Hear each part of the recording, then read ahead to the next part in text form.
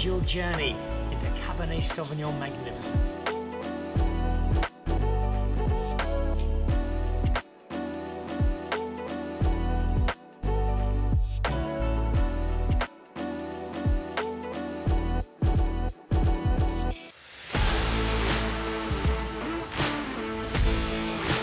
Hello, welcome to Dan Really Likes Wine, presented by Pick n Pay, and welcome to the den of luxury that is Zioux by David Higgs. Now, if you watch the show regularly, and you should be, you'll know we were here just after it opened. Since then, it's become established as a home of hot DJs, a space for some cracking food, but also a place with some really good wines. I love the wine list here, and I shall be exploring it in some detail a little later on. That is part of the show. There are also some adventures, though, two in particular. A little later on, I will be down in Stellenbosch, and a wine name that is very much a household favourite in South Africa. This year marks 100 years of the Alto Rouge red blend. They've only had 5 winemakers in that entire century. The 5th of those is Berto van der Westhuizen, so I went for a romantic stroll through the vineyards of Alto to find out what it is that makes their Rouge just so special.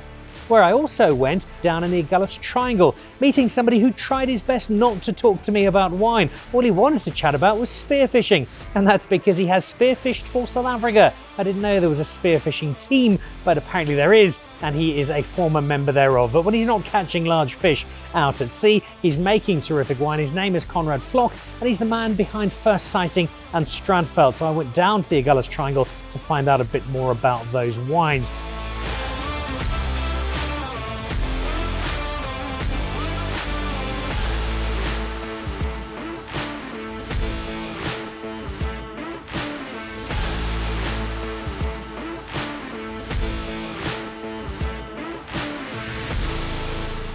One of my favourite parts about meeting people in the wine industry is that generally wine is not their only passion or their only interest. Now, most of the winemakers love go surfing, you get a few who jump onto their mountain bikes, there are quite a few golfers.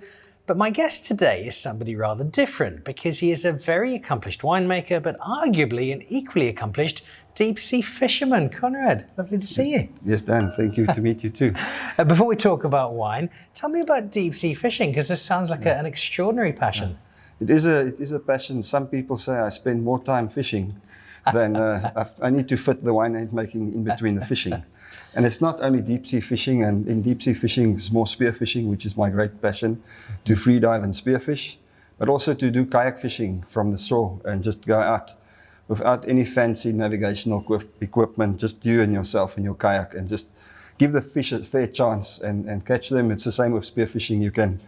You're in the fish environment, you need to be able to hold your breath long enough to go down, not get scared about the shark that's lying next to you and grinning at you, and focus on the fish, shoot that fish and get it to the surface.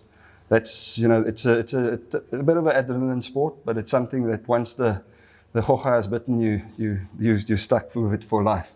So I've clearly made a mistake, because I thought, here's this regular, chilled, relaxed winemaker, but there's quite an adventurous type here. Yeah, no, we are quite adventurous, and being adventurous, coming to this area to make wine here, this is an adventurous area to make wine in, because things are quite a bit different here than in your normal winemaking areas, because we work in extreme climatic conditions. From the soil, the whole terroir is extreme. So that's also an adventure for me. The fact that you're able to have the wine adventure today, though, is almost fortuitous, because I believe that your love of fishing and spearfishing almost got a little bit out of hand on one occasion.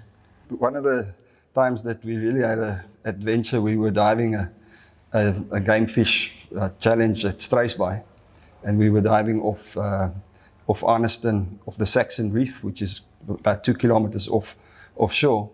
And the guy who was our top man, 2 of us were in the water, and the top man decided to use his spinning rod while the engines were running and spin for some bonito. And a little chop caught the boat. He fell out. And there I looked up and I just saw him, one arm fishing rod, other arm swimming after our boat, and the boat just kept on going straight. The steering cable, most spear fishermen, their gear is always a bit old, so the steering cable luckily was quite strong, and it just kept the boat in one direction.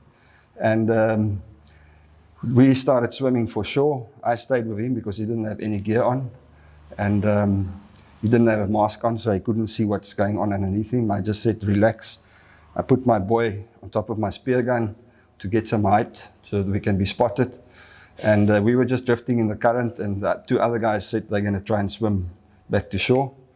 But luckily, a previous diving boat saw our boat going past them on the way to Skipskop. They saw this boat without any crew just going out in the sea. And they jumped on and they came out to look for us, and they found us. So it was one of those days that, like in my book of spearfishing stories, it's definitely one what we call a close shave, you know. And but we were lucky to sit around the fire again that night and drink a glass of wine. So well, I'm very glad you made it. Yeah. You got through all of that, and it allows you to continue doing your other passion, which is making wine. Tell me the story of Standveld and your involvement. Okay. Standveld is a farm which started in 2002 with a group of like-minded shareholders that just wanted to start a winery in an area that's fairly new at that stage, and they all had a great passion for wine. And they bought a farm that at that stage was just a sheep and a wheat farm, like typically most of the farms around Elim. Standveld is the southernmost wine farm and vineyards of the whole lot of the Agulhas Wine Triangle. And they planted mostly Sauvignon Blanc and Semillon on the white side, Shiraz and some other variety, Pinot Noir on the red side. And I joined them in 2004. So I was lucky to make the first wines from our own grapes in the 2005 vintage, and I've been there ever since. So this adventure and journey of learning what to plant, how to plant it, what the row direction to use, what the rootstock to use, I've been pretty much part of it. In the first 2 years plantings, we still very much followed the rules of Stellenbosch, the known area, but now we've rewritten viticulture in this area. There's a lot of things that you have to really look at to get vines that can grow and also grow sustainable, to give you at least a harvest that, in our marketing brochures, we always write about small berries and small crops. But every year, like this year again, my average is 2.5 on Pinot Noir, 3.5 tons on Sauvignon. Looks like the Shiraz might be 4.5 tons a hectare. That's small yields. But if you write it in your marketing brochure the whole time and you read it and you get it, you can't complain. That is what makes the wines that we make so special. Being the southernmost winery and wine area in Africa, I think Bruce have mentioned it, that we've got a very cool maritime climate. It gives our Shiraz vines time to get full phenolic ripeness in the berries. So the tannins are a soft, cool tannin on your palate. And we get a lot of that pepper character that's so typical of a cool climate Shiraz. But we'll get to that when you can see my mouth is now, my saliva is starting to flow. I need to taste this wine now. Mine is doing the same. Just before we tasted, one other wine question. I've had your Standveld wine. I've also had some wine called First Sighting. Yes, First Sighting is actually our first brand that we started off with. The name First Sighting goes back to the Portuguese mariner Bartholomew Dias, who saw the Cape of Agulhas way back in May 1488. He first went around the southern tip of Africa, and he named it Cape of Needles, and Cape Agulhas. And that's why we call our other range First Sighting wines after the first sighting of the southern tip of Africa.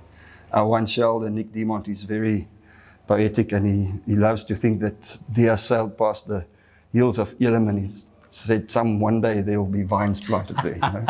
Like this. And that's what we've done. Well, he was proved right if he did. Yeah, he was proved right, yes. And those are the wines that give us the wine we're drinking. Yeah. What are we drinking? And tell me a bit about it. We're drinking now our Standveld Syrah 2019. I call it a Syrah because in style it's definitely much more reminiscent of a wine from the Northern Rhone, where they call Shiraz Syrah. There's a small dash of Viognier in it, but like 6%, that I just add in to bring out the floral bouquet of the wine a little bit more. And 2019 was an exceptional vintage for us in South Africa and in the southern tip where we are. We had the same conditions as we've got this year. Towards autumn, long dry days, the rain stayed away, and that gives us potential to bring in grapes that are so healthy, like you can see here now, but at full ripeness. And so that's what we get. Oaking, a good almost 2 years in French oak. So you're definitely going to find the influence of oak on the wine. But not too many new barrels, only about 30% is first fill. So I focus a lot on the natural grape tannin that I get from small yields. So I think it's time to taste it. Cheers. And so, thank you.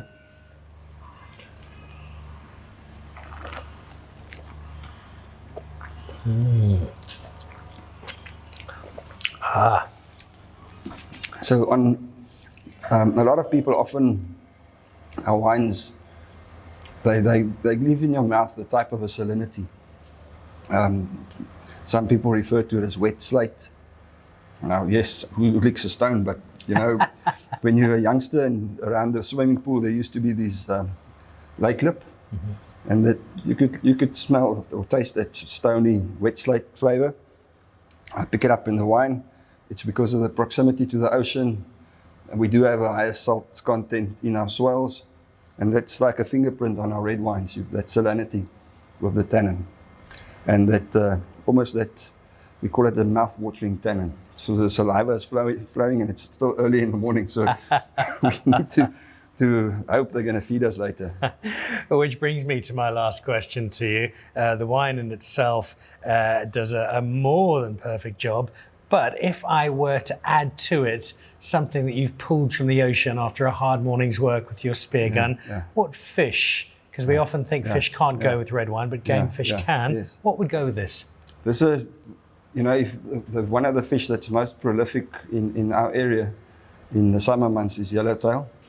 And if you take a nice big yellowtail and you make sure that it's got some fat around the stomach, and you sear it in the pan, like exactly the same that you would do with a piece of suet tuna.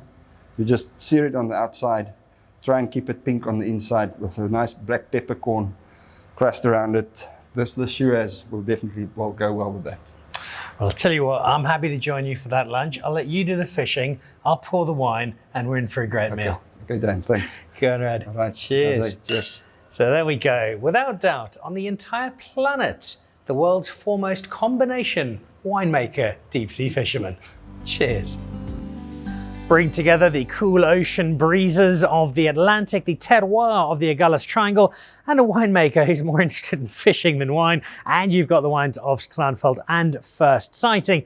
And thanks to Conrad for an introduction therein. My introduction to the wines here at Zioux have always come through Vickers and through Stephanie. Vickers is the head sommelier for the group. Stephanie looks after the wine here, and they have a great deal of fun. Plenty of wines you'll recognize of places crawling with Villafonte and Vintage Thelema and a wine brand you'll know really well. There's also some stuff that's a little harder to find. Richard Kershaw's got a couple of wines here, and there's also a rich selection of foreign wine, in particular catching my eye, some Gevrey Chambertin Burgundy from the heart of France. And I think that's really nice because it allows you, provided you've got the time and the energy, to order a couple of bottles and pair off some French with some South African and see how they go together in the broader context of the small plates of South American delight that constitute the backbone of the menu at Zioux.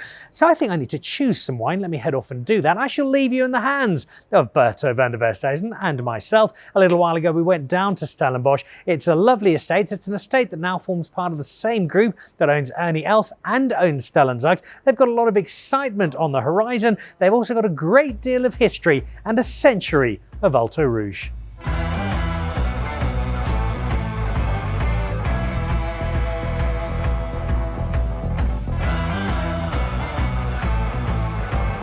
Throwback to my university days when I first got down to South Africa and to UCT, and on the very rare occasion when I was out on a hot date, I generally try and impress said date with a great bottle of wine, and there was always a go-to, and that was the Alto Rouge, for two reasons. It was just about affordable on my rather modest university fund, and it was also just really good wine that had a great sense of history, and it looked really good, it tasted even better. And that is because it is such an iconic part of the South African wine landscape. And, Berto van der Westhuizen, it's a wine that is experiencing a rather special year in 1922.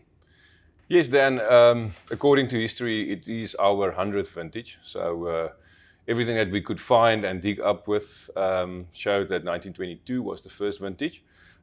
Maybe not called Alto Rouge back then, but it is still a blend from Alto. And yeah, so we are in the harvest of the 100th vintage, and yeah, we're trying to make something special this year.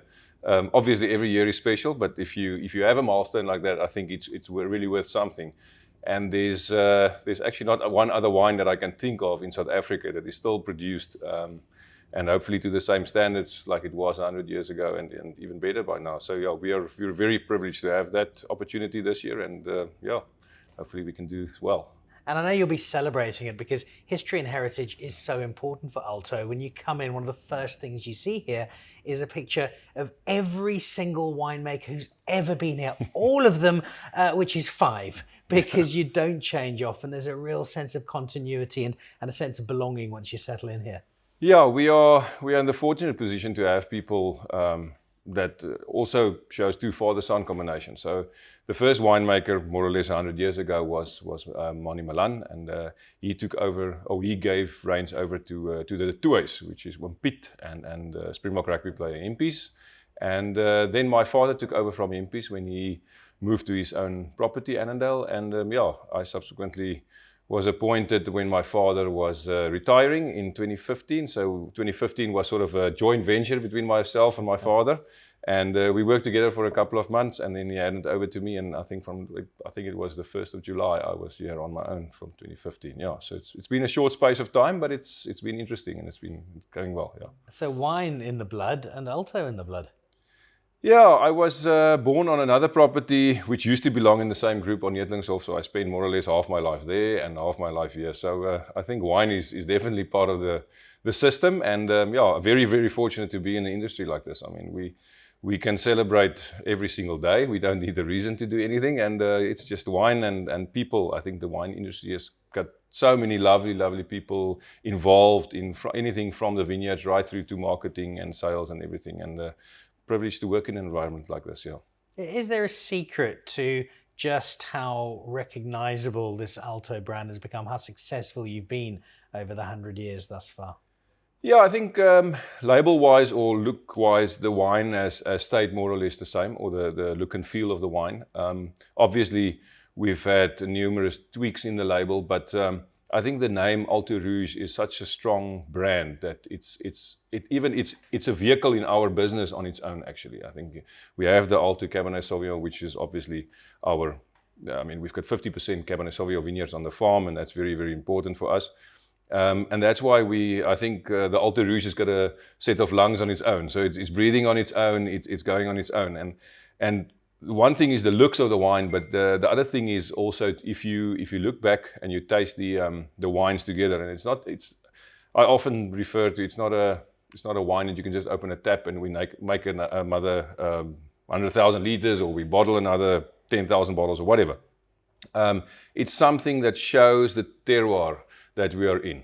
The blend is always different every year, but we mainly focus on Cabernet Sauvignon, Cabernet Franc, and Shiraz, and those are the 3 main components. And then we have a little bit of salt and pepper and petit and some other stuff.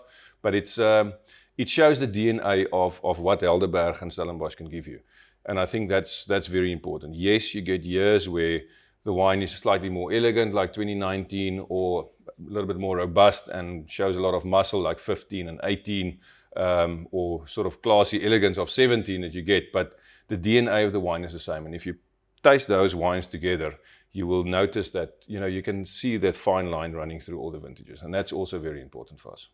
You also have a fairly simple approach to what you want to do. You don't have 75 different wines. It's a fairly narrow set of parameters you work within. Yeah, I think if you asked this question probably 20 years ago, people say, no, we can make a label like this, and we can make you a label like that, and we can just, whatever you want, the client is always right. But I think on Alto, we've always stayed true to history and tradition. And we focus mainly on the Cabernet. First Cabernet was released in 1965, released in 1970, but it was a 1965 vintage.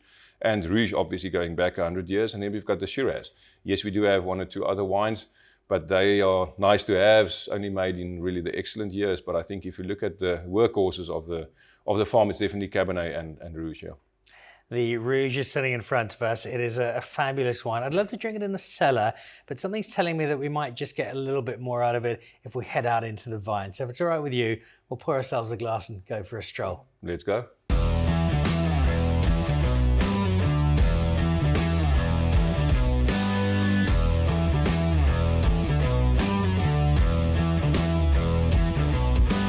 So out of the cellar into the vineyards, and it doesn't matter who the winemaker is. The moment I see a winemaker in the vineyards, they just come alive. Yeah, Dan, I think actually in my case, the first job that I got after university was actually a viticulturist. So it wasn't in Stellenbosch, it was in a very remote area in Citrusdal, Cederberg Mountains, and it's an area that really became very famous after I left. I'm not sure why. So maybe it was because I left, or whatever. But it was actually, I think every winemaker has got an absolute affinity for vineyards, and it should be like that. Because if you don't know what you work with, then you're obviously stuffed. Yeah.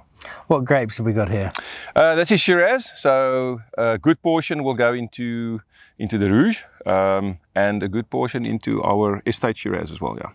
Well, the Rouge is what we've got in glass, and I need you to tell me this particular story because, as I said at the very start, it's a wine I've drunk for many years, and it's always had a real sense of being part of South Africa's wine history. It's 100 years old now. What's allowed this wine to last that long? I think for us, it's being focused on history and tradition, and I think that's not.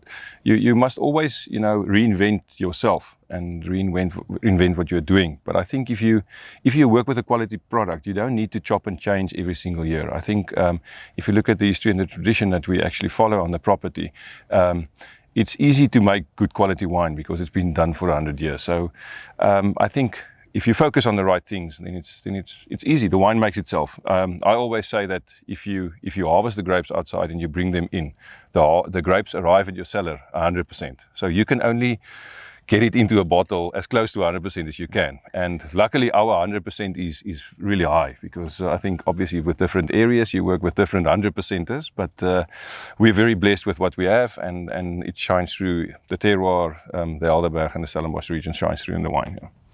It is a South African favourite. It has been for a very long time. I know the exact blend changes every year, but roughly speaking, how do you make a bottle of Alto Rouge?